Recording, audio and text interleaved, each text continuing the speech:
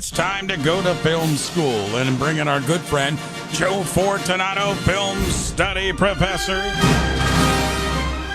And we're going to go back to the early 1990s in a moving drama that was just terrifically done.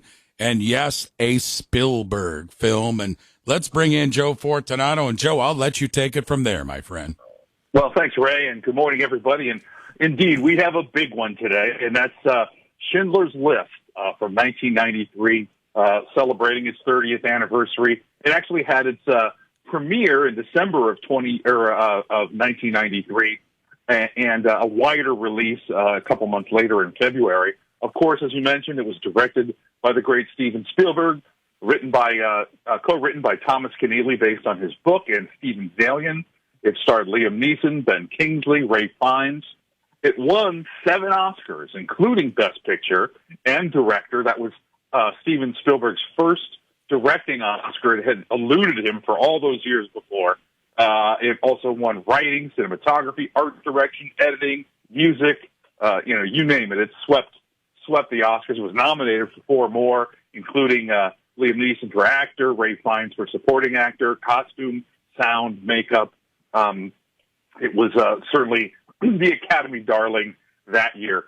It's ranked number 3 in the AFI's most inspiring movies of all time. It's ranked number 8 is the greatest movie of all time on the AFI list. And most consider it Steven Spielberg's greatest film achievement. In fact, Spielberg himself was convinced that the film would lose every cent of its $22 million budget. He was very surprised when it went on to gross over $320 million worldwide. It took him 10 years to make the film because he felt he wasn't really ready to tackle the subject of the Holocaust in 1983 when he was only 37 years old, and that's when the book kind of came to him. Adjusted for inflation, this is the highest-grossing black and white film of all time, which probably doesn't come as a surprise, but and like I mentioned before, it finally won Spielberg his Oscar for Best Director. And like I said, he himself kind of considers this the crowning achievement of his career. Also, and some people might not know this, at his insistence, all royalties and residuals and stuff from the movie that normally would have gone to Spielberg, he gave up. He said that would be blood money. So instead, all of the royalties and all the residuals that have been due to him over the years go to the Shoah Foundation, which records and preserves videotape testimonies of survivors of not just the Holocaust, but other genocides worldwide. He also refuses to autograph any material related to this film. So it definitely has an elevated place, not only in his canon of films, but in a lot of people because of the quality of the film and the seriousness of the subject matter. Film study professor Joe Fortunato taking us to film school. And Joe, you mentioned black and white, and I thought maybe you could dive into this for the reason maybe that Spielberg went black and white. Was it because of the subject matter?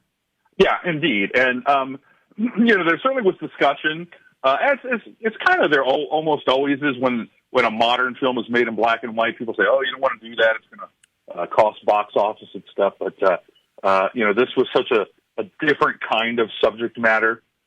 He wanted that grittiness, and I hesitate to say realism because obviously we live in color, but there's certain grittiness and realism of black and white in terms of the stark nature. Now, a lot of people remember or are familiar with the little girl, the scene with the little girl in the red coat. That was sort of the only piece of color in the film other than the beginning and the end. And that was actually a story that came from Audrey Hepburn. She had told Spielberg that when they were, when she was in World War II, she saw this little girl while other people were loading onto trains, and it was etched in her memory, and it really struck Spielberg, and so he put that in the film.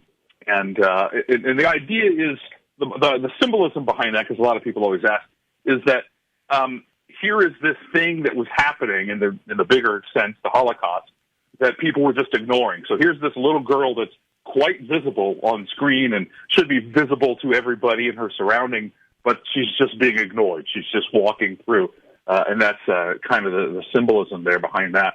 This was, probably the biggest year in Spielberg's career because he had both Jurassic Park, which of course went on to be the highest grossing film at the time, and Schindler's List. And he actually put it into his contract that he would make Jurassic Park first because Schindler's List was going to be so emotionally draining for him that he didn't think he'd be up to doing Jurassic Park afterwards. So he was actually working on the post-production of Jurassic Park at night, while during the day he was shooting Schindler's List. So it was quite a task, a Herculean task on his part, and he was so emotionally drained that he needed ways to kind of boost his morale.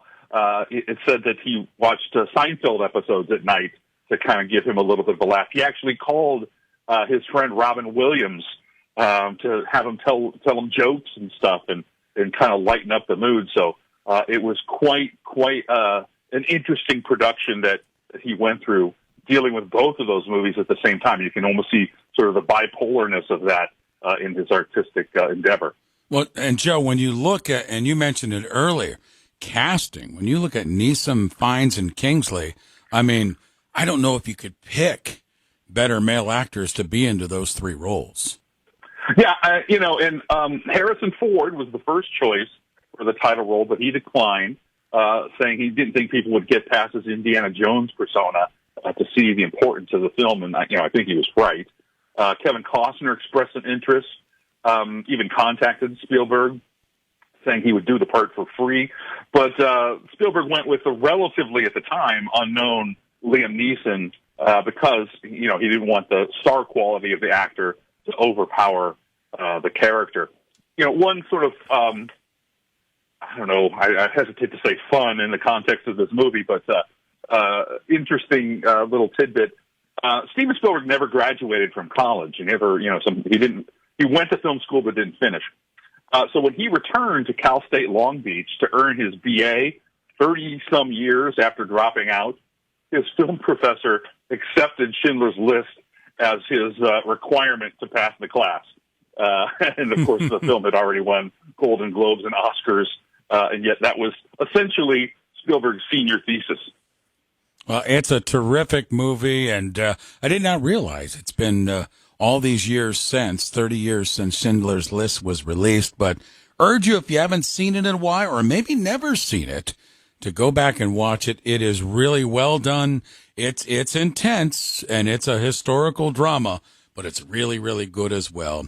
This week, Joe Fortunato taking us to the road to Schindler's List as we go to film school. Joe, my friend, as always, thank you for the time and the visit. We'll do it again next Friday morning, Joe. Thanks, Ray. I look forward to it. There you go. Joe Fortunato, film study professor. He joins us Fridays on the show.